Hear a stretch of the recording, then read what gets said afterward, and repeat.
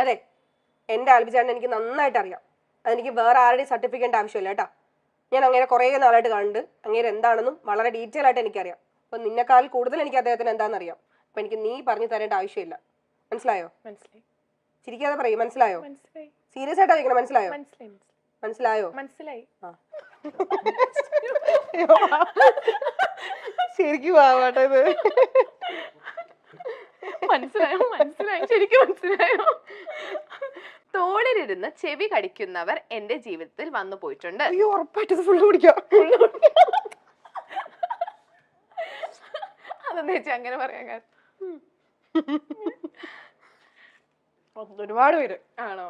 പിന്നെ കൂടെ നടന്നിട്ട് പണി തന്ന ഒരുപാട് പേര് ഉണ്ടായിട്ടുണ്ട്. കാരണം ഞാൻ എന്റെ സ്വഭാവം എന്താ വിശ്വസിക്കുന്ന പെട്ടെന്ന് വിശ്വസിക്കും, പെട്ടെന്ന് അടുക്കും, എപ്പോഴും ഇങ്ങനെ ചടിക്കേറി വർത്താനം പറയും. അങ്ങനെ എല്ലാവരും പെട്ടെന്ന് ഒരു അറ്റാച്ച്മെന്റ്. പിന്നെ എന്റെ അടുത്ത് ഈ ഭയങ്കര ജാട കാണിച്ചാൽ ഞാൻ മൈൻഡ് ചെയ്യത്തില്ല. അപ്പൊ ഞാൻ ഭയങ്കര സംഭവമാണ്, ഞാൻ അതുകൊണ്ട്. പക്ഷെ ഭയങ്കര ഇങ്ങനെ പറയില്ലേ, എനിക്ക് അങ്ങനെ ഇല്ല. പാവം പറയുമ്പോ എനിക്ക് ഭയങ്കര സ്നേഹം തോന്നും ഇച്ചിരി. അപ്പോ അങ്ങനെ കാണിച്ചിട്ട് കൂടെ നിന്നിട്ട് നമ്മൾ ഭയങ്കര വിശ്വസിക്കുമല്ലോ. അത് കഴിഞ്ഞിട്ട് നമ്മൾ ഈ പറഞ്ഞ നമ്മുടേതായിട്ടുള്ള വ്യക്തിപരമായ കാര്യങ്ങളായാലും അത് നമ്മുടെ ഏറ്റവും നമ്മുടെ മാത്രം എന്ന് വിചാരിച്ച് നമ്മൾ ഭയങ്കരമായിട്ട് ഷെയർ ചെയ്യുന്ന കാര്യങ്ങളില്ലേ, അത് അവർ വേറെ ആൾക്കാരുടെ അടുത്ത് പോയി പറയുക. അല്ലെങ്കിൽ നമുക്കൊരു അവരുടെ ആവശ്യം, അവരെന്തിനാണോ നമ്മളെ അടുത്ത് വന്നത്, ആ ഒരു ആവശ്യം കഴിഞ്ഞു കഴിയുമ്പോൾ നൈസായിട്ട് ഒഴിവാക്കി പോകുന്ന ഒരുപാട് അനുഭവങ്ങൾ ഉണ്ടായിട്ടുണ്ട്. ചേച്ചി, അപ്പൊ റീസെന്റ് ഒരു ന്യൂസ് കേട്ടിട്ടുണ്ടായിരുന്നു, ബിഗ് ബോസ് താരം അപ്സര പോലീസിലേക്ക് എന്നൊക്കെ പറഞ്ഞിട്ട്. എന്താ സംഭവം? അയ്യോ, ശരിക്കും കേട്ടോ. എനിക്ക് എന്നെ വിളിക്കാൻ ആൾക്കാരുമില്ല. എല്ലാരും വിളിച്ചിട്ട് കൺഗ്രാറ്റ്സ് ഒക്കെ പറഞ്ഞു. ശരിക്കും ഇത് നിങ്ങളൊരു ഇതായിട്ട് എന്നെ കൊടുക്കണോട്ടാ, എന്റെയും കൂടെ ആവശ്യമായത്. ശരിക്കും അച്ഛൻ പോലീസ് സർവീസിലായിരുന്നു. സർവീസ് ഇരിക്കുമ്പോഴാണ് അദ്ദേഹം മരിച്ചത്.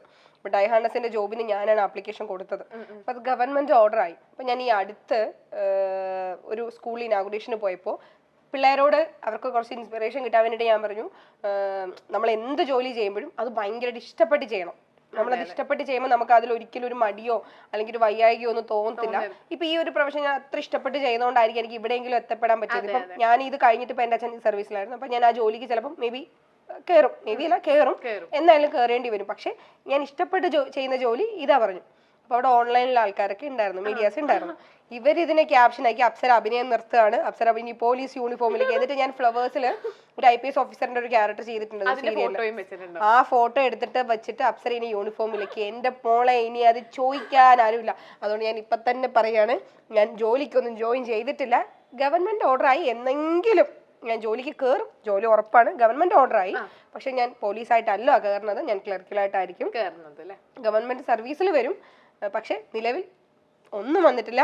ഇനി ആരും വർക്കിനൊന്നും വിളിക്കാണ്ടിരിക്കുന്നത്, അവൾ അവനെ നിർത്തി പോയി എന്ന് വെച്ചിട്ട് അങ്ങനെയൊന്നുമില്ല. കുടുംബ പ്രേക്ഷകർക്ക് സുപരിചിതയാണ് അപ്സര. സാന്ത്വനം എന്ന സീരിയലിലെ ജയന്തി എന്ന കഥാപാത്രമായിട്ടാണ് അപ്സരയെ നമുക്ക് കൂടുതൽ അറിയാവുന്നത്. എന്നാലും നിരവധി സിനിമകളിലും സീരിയലുകളിലും എല്ലാം അപ്സര സജീവമായി തന്നെ വേഷമിട്ടിട്ടുമുണ്ട്. സാന്ത്വനം പരമ്പരയിലെ വില്ലത്തി ജയന്തിയായി പ്രേക്ഷകരുടെ കയ്യടി നേടിയ താരമാണ് അപ്സര. പിന്നാലെ താരം ബിഗ് ബോസിലും എത്തി. ബിഗ് ബോസ് മലയാളം സീസൺ 6 മത്സരാർത്ഥിയായിരുന്നു അപ്സര. തുടക്കം മുതൽ ശക്തമായ സാന്നിധ്യമായിരുന്നു അപ്സരയുടേത്. ടോപ്പ് 5 എത്തുമെന്ന് എല്ലാവരും കരുതിയിരുന്ന അപ്സരയുടെ പുറത്താകൽ എന്നാൽ അപ്രതീക്ഷിതം തന്നെയായിരുന്നു. ഇതിനിടെ കുറേ നാളുകളായി അപ്സരയുടെ സ്വകാര്യ ജീവിതം സോഷ്യൽ മീഡിയയിൽ ചർച്ചയാകുന്നുണ്ട്. അപ്സരയും ഭർത്താവ് ആൽബിയും പിരിഞ്ഞു എന്നാണ് ചില യൂട്യൂബ് ചാനലുകൾ പ്രചരിപ്പിച്ചത്. എന്നാൽ ഇത്തരം വാർത്തകളോട് ഇപ്പോൾ ശക്തമായി പ്രതികരിക്കുകയാണ് അപ്സര. ഞാനും എന്റെ ഭർത്താവും ഇതുവരെയും അതേക്കുറിച്ച് വന്ന് സംസാരിച്ചിട്ടില്ല. സോഷ്യൽ മീഡിയയിലാണെങ്കിലും എല്ലാത്തിനും അതിൻ്റെതായ ഒരു സ്പേസ് ഉണ്ട്. എന്റെ ഏറ്റവും അടുത്ത സുഹൃത്താണെങ്കിലും അവരുടെ ഏറ്റവും വ്യക്തിപരമായ ഒരു കാര്യത്തിൽ പോയി ഇടപെടാത്ത ആളാണ് ഞാൻ.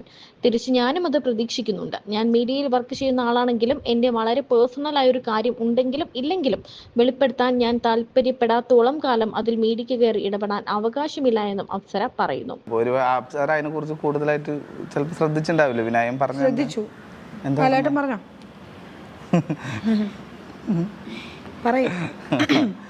അല്ല, വിനായകൻ പറഞ്ഞ 2 കാര്യങ്ങളാണ് അവിടെ പ്രശ്നം ഉണ്ടായത്. ഒന്ന്, വിനായകൻ 10 പേരായിട്ട് സെക്സ് ചെയ്തിട്ടുണ്ട്. പിന്നെ എന്താ, എനിക്കിഷ്ടപ്പെട്ട പെണ്ണുങ്ങളുടെ അടുത്ത് ചോദിക്കും എന്നൊക്കെ പറയുന്നത് അതൊന്ന്. അത് 2. പിന്നെ മൂന്നാമത് പറഞ്ഞത് മലയാളത്തിലെ വലിയൊരു നടൻ്റെ സിനിമ 1.5 കോടി 1.5 മിനിറ്റ് ഓടി 12:30 തുടങ്ങിയ സിനിമയ്ക്ക് 3 കാര്യങ്ങളാണ് പ്രശ്നമുള്ളത്. നമ്മൾ ഈ ഔചിത്യബോധം എന്ന് പറയുന്നൊരു സാധനം ഉണ്ടല്ലോ. എൻ്റെ വ്യക്തിപരമായ അഭിപ്രായമാണ് ഇതിൽ, ഞങ്ങളുടെ ഒരുമിച്ചുള്ള അഭിപ്രായം എന്നല്ല, എൻ്റെ അഭിപ്രായമാണ്. അയാളിപ്പോൾ എത്ര പേരുടെ കൂടെ കിടന്നോ എന്ത് ചെയ്തു നമുക്കറിയേണ്ട കാര്യമില്ല. രണ്ട് നമുക്ക് ഇഷ്ടപ്പെട്ട ഒരു സംഭവം ഇപ്പം നമുക്ക് അത് തോന്നിയെന്ന് വെച്ച് നമ്മുടെ എല്ലായിടത്തും കയറി ചോദിക്കാൻ പറ്റും നമുക്ക്. അത് അയാളുടെ അറിവുറവ് കൊണ്ട് തന്നെയായിരിക്കും എന്ന് വിശ്വസിക്കുന്നു. അതൊരു പൊതുസമൂഹത്തിന് മുമ്പിൽ അങ്ങനെ സംസാരിക്കേണ്ട ഒരു കാര്യമില്ല. ചില കാര്യങ്ങൾ നമ്മൾ എന്തുകൊണ്ടാണ് പബ്ലിക്കേറ്റ് ചെയ്യാത്തത്? നമ്മൾ ടോയ്ലറ്റിൽ പോകുമ്പോൾ എന്തുകൊണ്ടാണ് അത് പബ്ലിക്കേറ്റ് ചെയ്യാത്തത്? നമുക്ക് തോന്നുന്നത് നമുക്ക് എന്താണെങ്കിൽ നമുക്ക് ചെയ്യാം. ഞാനും പറഞ്ഞത് ഞാൻ ടോയ്ലറ്റ് ഒന്ന് മാറ്റി, ഞാൻ എന്റെ ക്യാരക്ടർ ഒരു ഉപമിച്ചു, ആൾ ടോയ്ലറ്റ് ഒരു ഉപമിച്ചു. നീ എന്നെ ഉപമിച്ചു, ഞാൻ നിന്നെ ഉപമിച്ചു, എന്നെന്താ തെറ്റ്? അപ്പൊ അല്ല, ഞാൻ പറഞ്ഞത് അതൊന്ന്. പിന്നെ നമ്മള് ഒരു പൊതു സദസ്സിൽ പറയാൻ പാടുള്ളതും പാടില്ലാത്ത കാര്യമുണ്ട്. ഇപ്പം ആളുദ്ദേശിച്ചത് ഒരു നടൻ്റെ സിനിമ, ഒരു മഹാനടൻ്റെ മലയാളത്തിൽ പിന്നീട് പേര് പറയാമെന്നാണ് പറഞ്ഞത്. ആളുദ്ദേശിച്ചത് മിക്കവാറും മമ്മൂട്ടിയും മോഹൻലാലൊക്കെ ആയിരിക്കും. അല്ല, എനിക്കങ്ങനെ പറയാൻ പ്രത്യേകിച്ച് തോന്നുന്നില്ല. ആയിരിക്കുമല്ലോ, കാരണം മലയാളത്തിൽ 2 മഹാനടന്മാരുള്ളൂ. സ്വാഭാവികമായിട്ടും മോഹൻലാലിൻ്റെ സിനിമയായിരിക്കും ഇപ്പോൾ പൊളിഞ്ഞില്ല. ആ സിനിമ ആളുദ്ദേശിച്ച സിനിമയായിരിക്കും എന്ന് കണ്ടുകൊണ്ടിരിക്കുന്ന എല്ലാവർക്കും, ചോറിന് എല്ലാവർക്കും അറിയാം.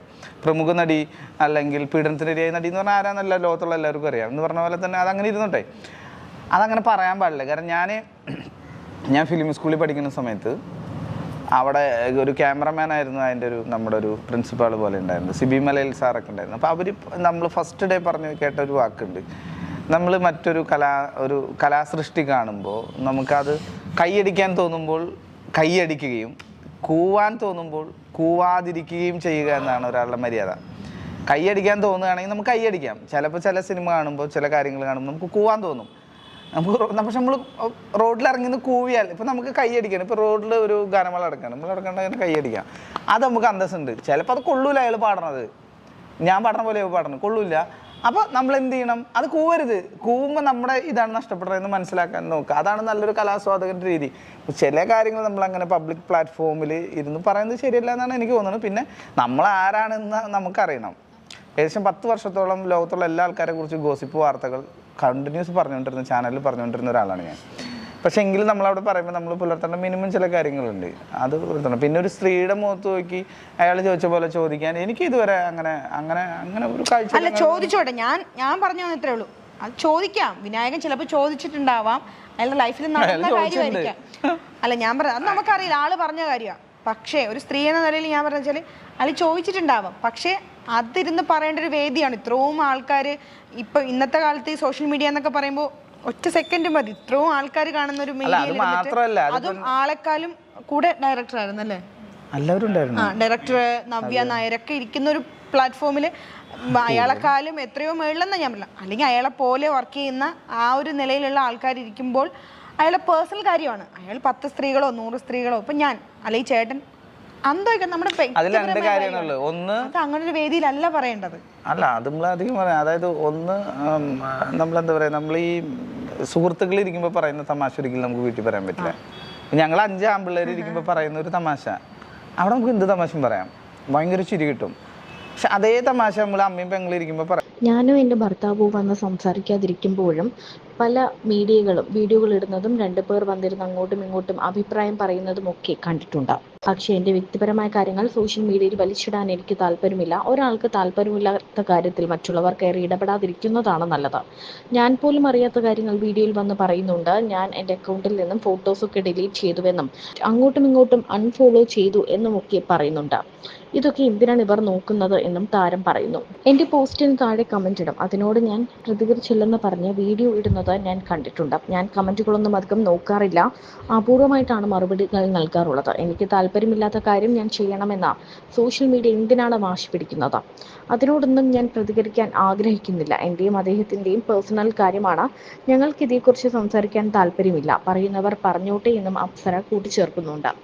പിന്നാലെ താനും ആൽബിയും പിരിയാൻ കാരണം ജിൻഡോയുമായുള്ള അടുപ്പമാണെന്ന വാർത്തകളോടും അപ്സര പ്രതികരിക്കുന്നുണ്ട്. താൻ അറിഞ്ഞിട്ടില്ല. ബിഗ് ബോസിൽ വെച്ച് ഞാനും ജിൻഡോ ചേട്ടനും ഒരുമിച്ച് പെർഫോം ചെയ്തിരുന്നു. എന്നാൽ പുറത്തിറങ്ങിയ ശേഷം ഞങ്ങൾ തമ്മിൽ ഒരു കോണ്ടാക്റ്റുമില്ല. അവിടെ നല്ല സുഹൃത്തുക്കളായ പല ആൾക്കാരും പുറത്തു വന്ന ശേഷം ഒരു കോണ്ടാക്റ്റും ഇല്ലാതായിട്ടുണ്ട്. അതിൽ ഒരാൾ ജിൻഡോ ചേട്ടനാണ് എന്നാണ് അപ്സര പറയുന്നത്. ഈ വാർത്ത താൻ കണ്ടിട്ടുണ്ടായിരുന്നില്ല. താൻ ഇവനെ വിളിക്കുന്നുണ്ട്. എനിക്കും അറിയണം വിശദാംശങ്ങൾ. ഇവന് മാമാപ്പണിയായിരിക്കണം, അല്ലാതെ ഇമാതിരി വൃത്തികേട് പറയത്തില്ലല്ലോ എന്നാണ് അപ്സര ചോദിക്കുന്നത്. നമ്മൾ എല്ലാവരും ജീവിക്കാൻ വേണ്ടി കഷ്ടപ്പെടുന്നവരാണ് എന്ന് കരുതി ഒരാളെ വിറ്റ് ജീവിക്കരുത്. ഒരാളുടെ വികാരം, അവസ്ഥ ഇതൊന്നും വിറ്റ് ജീവിക്കരുത്. ഒരാളെ ദ്രോഹിച്ച് എന്തുണ്ടാക്കിയാലും അതൊന്നും ശാശ്വതമല്ല എന്നും താരം അഭിപ്രായപ്പെടുന്നു.